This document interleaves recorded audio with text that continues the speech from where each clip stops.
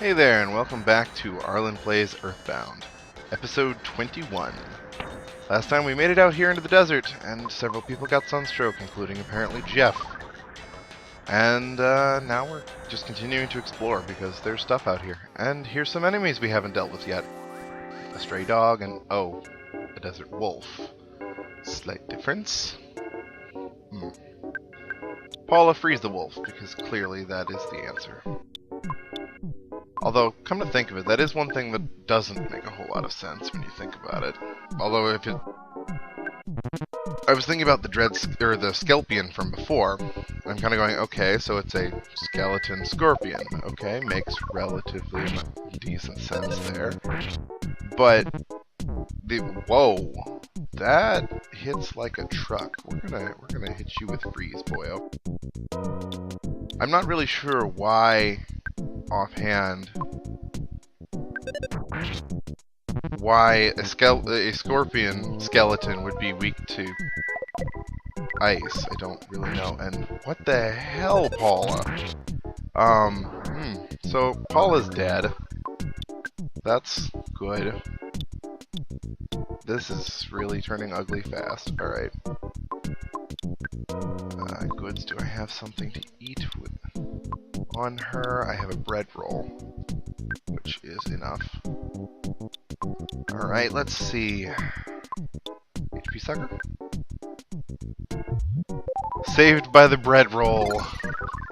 And that rolling HP meter. Well, that worked out. I still need to heal Paula before she dies horribly, but, you know, we got the start here. Alright, let's see. As much as I would love to be sitting here analyzing, strangely enough, living is a good idea to analyzing things. It's usually a good first step. Not always, though. Sometimes you have to be dead. And there's that Skelpion. We have very hazardous enemies out here, so far I have not seen anything that has outright wasted a turn. We've had things that can poison us, things that explode, a big bottle rocket that Paula apparently took, which makes no sense, because only Jeff can use them. Alright. Let's see what else is out here. Some more bones. Even though I'm just a pile of bones, I can talk, and I'm lonely out here in the desert. I would imagine so. And, come on. Please don't... Oh, no. I lost a pair of contact lenses here in the Dusty Dunes desert. They were a memento from my grandma, and very important to me. Wait, what? If you find them, bring them to me and I'll give you a reward. I'm Penatella Giovanni. Meet me at the Foreside Bakery, second floor. Much as I would love to... Did I seriously just find them? Well, that was quick. I wasn't planning on looking for them, but I guess I don't have to. Alright, so now Paula has a double burger in case she gets poisoned again. You know, as you do. Alright. Heading along the shoreline. I am curious if this is saltwater or freshwater, but I suppose it's unimportant. And apparently Ness is immune to sunstroke for the moment, because he's the only one who hasn't gotten it yet. And son of a crap, it's one of these things. Alright, bad buffalo. We're just gonna go ahead and freeze you. And just to make sure, we're gonna use one of our bottle rockets to make sure you go down, because you hit like a truck on fire. There we go. Problem solved. I like to think that I just shattered him after freezing him solid, but you know. Ness realized the power of Paralysis Omega. That's going to come in handy at times. And the levels just keep coming. I can work with that. Alright, and no. Oh my god, where did they all come from? What the hell was that? Oh my goodness, that is ridiculous. Alright, you know what, actually. Ness, we're gonna have you use Rock and Beta, and Paula and Jeff just bash them. Oh, and of course, Paula gets poisoned again. Thanks, game. I knew I was doing a little too well. Thanks for clearing that up. Alright. Let's get the heck out of here. I don't think I've ever seen this many enemies spawn at once on the screen. Okay, so a tiny little oasis thing. Hey, a building! Perfect. And that is... There we go. Sunstroke was cured! This hole's great. Good hole, good hole, good hole. First someone asked me to dig for buried gold. I began to feel like I was obligated to find it. Man, am I starving. Do you have any food you can spare? Sure. What do I want to give him? We've got a double burger, a calorie stick, a cup of life noodles. I want to save the life noodles. That's useful. Let's give him a croissant. Thank you. If I found the gold, I'll give it to you. Alright, that works for me. It's a small house, but please stay the night. Oh, I do love places where you can stay for free and get full heals. Quick call to Dad, see how people are at. Alright. Okay, so everybody has a ways to go before they level again, which makes sense. I mean, we did just level. One thing I don't remember offhand, but there's a part of me that wonders, I think that giving him that food is actually the in-game trigger for what clears up the traffic jam. I could be wrong, because I usually end up just stumbling across this place anyway, but I think that is how it goes. Either way, despite appearances, that was actually necessary to progress the plot. And I spoke too soon earlier, apparently. Ness is not immune to sunstroke. And I thought that I actually needed to give him that wet towel, but apparently my memory is off, but that's okay. Saves me a little bit of PP. Let's see, now, as you can see, there's no traffic. Apparently the buffalo got done crossing over into my territory to murder me with knives. Well, maybe not with knives. She seems pretty cool. That said, there is something along this path that I wanted to look at. What was it? Aha! I'm Big Brother Pancho. I'm Kid Brother Pincho. I'm Thomas Jefferson. Yes, Thomas Jefferson. Pancho, Pincho, and Thomas Jefferson. I'm a broken slot machine, but the Sanchez brothers and their friend are a very cheerful trio. They will make you happy. Would you like to insert a buck? Sure. That's very nice of these three people. You know, helping out a slot machine that's down on his luck. You know what? I'm going to do it one more time. And if it doesn't work out, I'll keep going. And by keep going, I mean continue traveling, not continue to do this.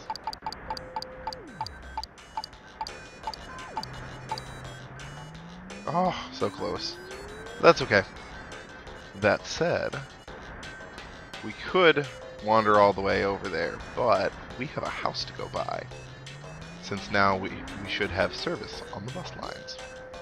Also, this is a big desert, as evidenced by me just walking along the road taking this freaking long. That's okay, though. Looks like the next bus will come pretty soon. Oh, no, that's not the one that we want. This bus goes to Forsyth. I can't let you on. No, I don't.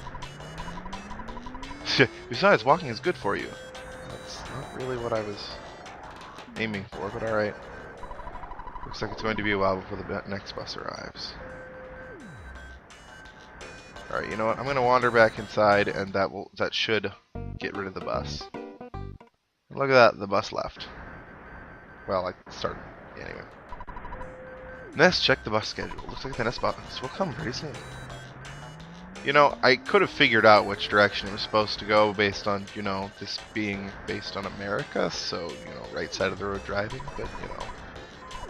Let's go to $6 for a lot of you. Yes, I do. Here we go. Awesome music, go. The fun thing with the bus is, just like in real life, you pay, and then you get off when you decide to, essentially. So, that much is cool. This also means that we can take it all the way back to Tucson, saving us a considerable amount of time. We actually have 2 errands to take care of, which is why this isn't too far out of the way. 1, we have that insignificant item that we need to go drop off. And 2, we have a house to buy. Because as we all know, 12-year-olds need their own homes. Please, think of the 12-year-olds. Takes us right through Threed. This bus continues on to Tucson. Do you want to get off here? No. And the music doesn't even stop. As you can tell, this is far faster than walking, which is good. That said, on the way back, I'll probably just cut to getting all the way back, because it does take a bit. So, thus far in this episode, we've managed to actually get out of the desert, which was good. Helped out a guy who was hungry, again. There seems to be a running theme. Hey, I just met you. Can I get some food off of you? I'll pay you back later. And then they do. I wonder what they're trying to say.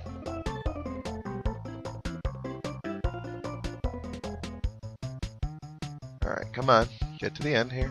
Oh, I see. They've got to turn around. Interesting. I suppose that does make sense since this is a dead end.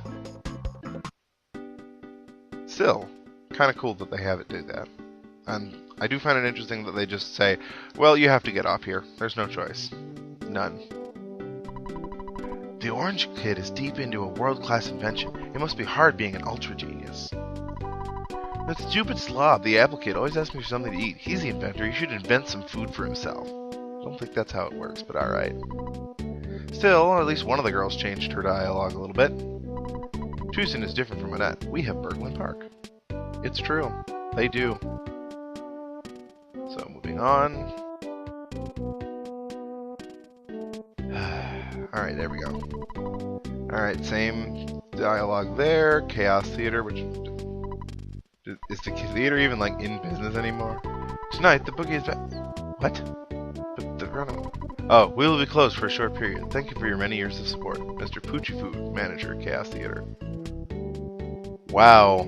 You are a really sound businessman, you know that? Take your $10,000 and just be...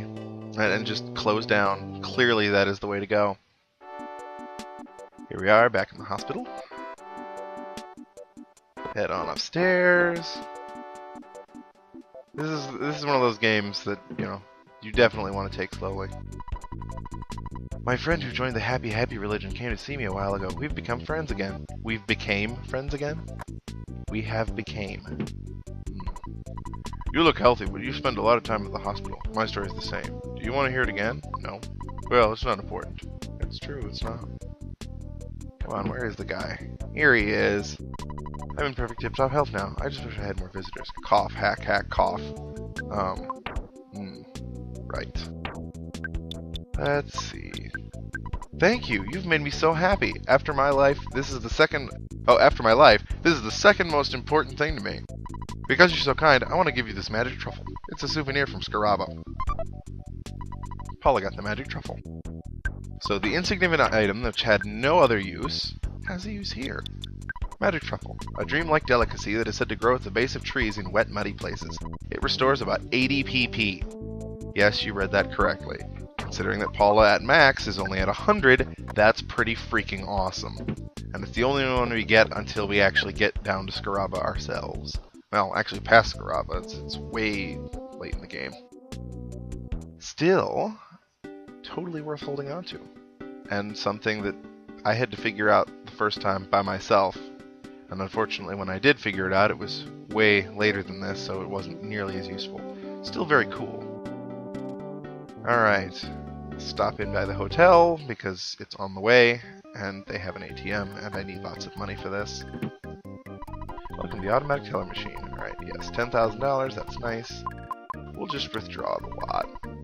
I figure we can deposit things after we're done.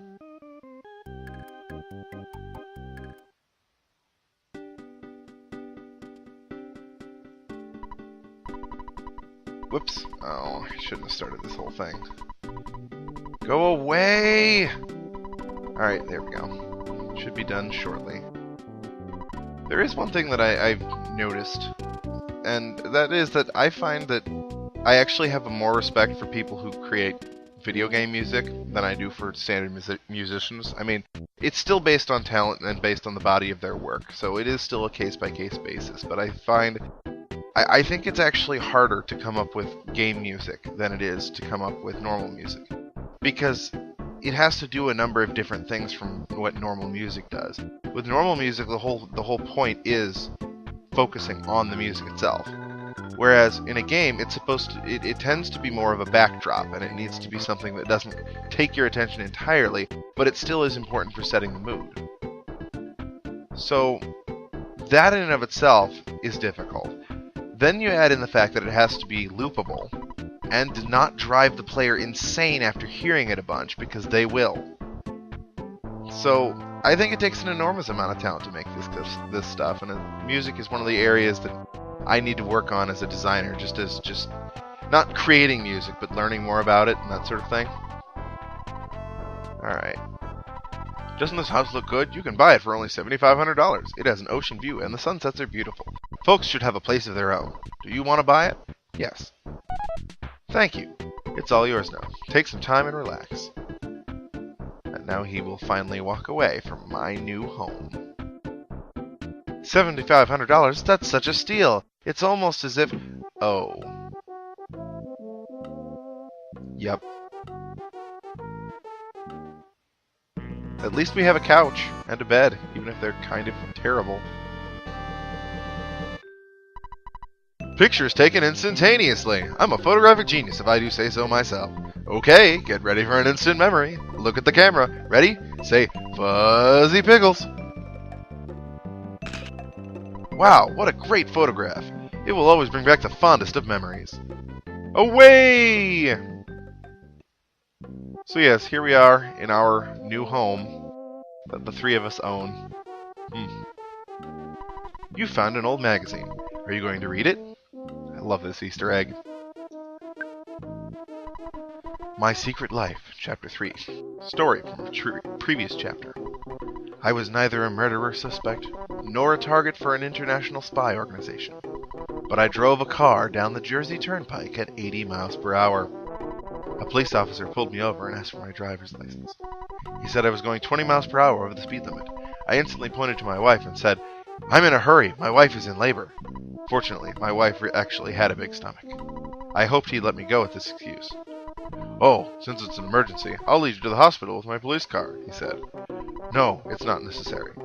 "Why not?" asked the police officer. Well, let's get going," said the officer. No, we can't! This baby is a demon child!" Random side stories. I love this sort of thing. Whoops. Apparently I'm clicking buttons again by accident. Alright. So, there we have our house. Oh, nice. As much as I hate to say it, there's not going to be a huge amount of additional content this episode, and I think that I would rather hold off on... a house in such good condition can't be that cheap. But it's not in good condition, whatever. So, I'm going to look around on it a little bit and see if anybody's dialogue has changed. But I am not going to be doing anything additional as far as going back this episode. But when we come back, I will be heading into Forside. So, that said, let's see. If nothing else, we can stop by home, cure homesickness, you know. Well, except that I don't think this is homesick at the moment, but let's check it out. Nope, he's fine. Okay, it's just usual stuff here. Alright. Well, on second thought, I figure I can just end it here, and if I find anything particularly interesting, then I will talk about it at the beginning of the next episode. So, thank you all for watching. Once again, the last day to vote is this coming Friday, the 18th. The three choices you have are Star Fox Adventures, Metal Gear Solid 2, or Link's Awakening, either version. At the moment, I do believe that it is a tie between Link's Awakening and Star Fox Adventures, which is surprising to me. But nevertheless, if you're a subscriber, leave a comment down below on any of my videos, and I will count that vote. So, hope to see you guys next time.